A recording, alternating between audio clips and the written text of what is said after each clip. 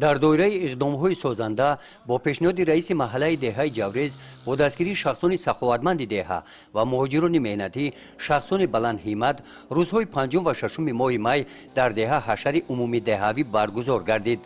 در این حشر ساکنان دهه، جوانان و دیگر قشرهای اهالی فعالانه شرکت ورزیده با مهنت صافدلانه در شفت راهی این کوچه محله برای شنانیدن لطاف‌های آبرو جویبار کندند. در این کاری خیر و آبادکاری های دهه مهاجران مهنتی مسئله های ساختمانی برای ساختمان لطاف های آبرو را تامین نمودند. در آینده مقصد داریم که با همین خیلی آبادانی در دهه ما زیادتر کنیم طبق دستور سفارش پیشوای معظم ملت.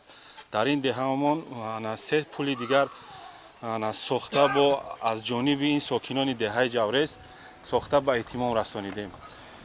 در آینده با مقصد داریم که این اسویشنی ها را با روشنی ها را زیادتر کنیم و دهه همون آباد و گلستان زیبا شود.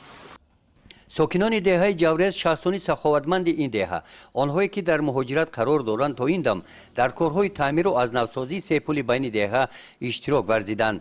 با کمک آنها جویبار شفت راه کوچه مرکزی دهه ساخته شده امروز سیمای آن باز هم زیباتر گشته است. ساکنان دهه جاوریز مقصد گذاشتند که برای باز هم آباد نمودن دههشان منبع نیز کمر همت بسته با دستگیری همدیگر مشکلات های دهه را حل می نمایند. بعد کارهای به ترتیب ضروری راهها ساکنان دهه جاوریز مقصد دارند که در شفت راهروها با استفاده از تجربه کارمندان خواجگی منزلی کمونالی ناحیه گلهای آرایشی شنانیده تا جشن 35 سالگی استقلال دولتی محلهشان را به یکی از محله های زیبا منظری تاجیکستان تبدیل دهند.